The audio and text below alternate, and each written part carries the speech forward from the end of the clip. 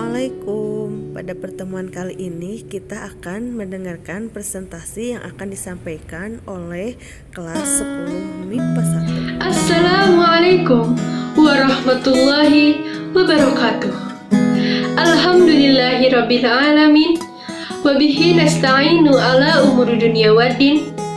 Wassalatu wassalamu ala asrofil anbiya'i wal mursalin Sayyidina wa maulana Muhammadin wa ala alihi wa sahbihi ajmain wa man tabi'ahum bi ihsanin ila yaumiddin. Amma ba'd. Kami dari 10 MIPA 1 akan mempresentasikan bab 2 tentang pergaulan. Adapun acaranya sebagai berikut. Yang pertama, pembukaan. Yang kedua, pembacaan ayat suci Al-Quran. Yang ketiga, penjelasan isi kandungan surat yang terkait. Kita awali dengan pembacaan Bismillah. Bismillahirrahmanirrahim. Selanjutnya, pembacaan ayat suci Al-Quran yang akan disampaikan oleh warahmatullahi wabarakatuh. A'udzu billahi minasy syaithanir rajim. Bismillahirrahmanirrahim. Al-haqqah mal-haqqah wa ma adraka mal-haqqah kazzabat Thamud wa 'adun bil qari'ah fa amma Thamud fa uhliku bil qariyahul 'azim. Selanjutnya, pengertian pergaulan bebas yang akan dijelaskan oleh Najma. Kepada Najma, dipersilakan. Berbicara mengenai pergaulan bebas. Apa sih pergaulan bebas itu? Pergaulan bebas berarti pergaulan dan bebas, di mana pergaulan sendiri berarti suatu proses interaksi antar individu dengan individu, individu dengan kelompok, maupun kelompok dengan kelompok dalam kehidupan bermasyarakat. Sedangkan bebas berarti lepas, tidak terkendali, dan leluasa. Oleh karena itu, pergaulan bebas dapat diartikan sebagai pergaulan menyimpang yang sudah tidak mengindahkan norma-norma bermasyarakat dan nilai-nilai ajaran agama, yang tentu nantinya akan sangat berdampak negatif dan merugikan. Lantas, mengapa pergaulan bebas masih dilakukan dan sering kali ditemukan terutama pada kalangan remaja?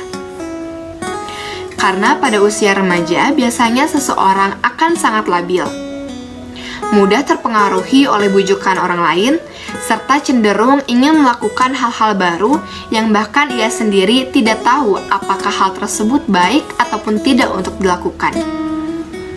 Selain itu, ada pun faktor pendorong lain seseorang melakukan pergaulan bebas, seperti kurangnya pendidikan agama, kurangnya ilmu pengetahuan, lingkungan pergaulan yang kurang baik, kondisi lingkungan keluarga, hingga penyalahgunaan internet pada masa kini. Nah, apa saja contoh dan ciri-ciri dari pergaulan bebas? Beberapa di antaranya ada seks bebas, narkoba, merokok, minum minuman keras atau beralkohol, membuka aurat, kehidupan malam, tawuran antar sesama, hingga menonton pornografi. Kepada Najma. Selanjutnya, penjelasan tentang bahaya pergaulan bebas yang akan dijelaskan oleh Usia remaja memang usia yang rentan, khususnya dalam hal pergaulan. Pada masa kini, pergaulan bebas menjadi bahaya utama bagi setiap remaja. Usia remaja yang terhitung labil juga sangat mudah dibodohi oleh pergaulan, karena pergaulan tidak hanya bisa memberikan dampak positif, tapi juga bisa menjadi bahaya, bahkan bumerang bagi diri sendiri maupun orang lain.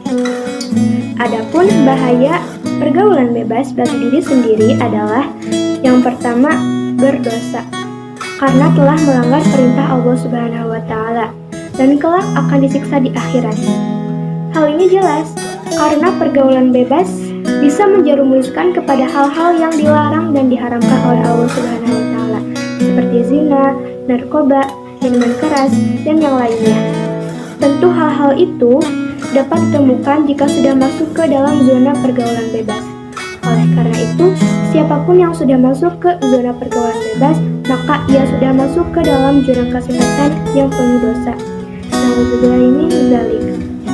Yang kedua, rusaknya moral. Pergaulan bebas merupakan salah satu penyebab dari kerusakan moral anak bangsa, termasuk kita.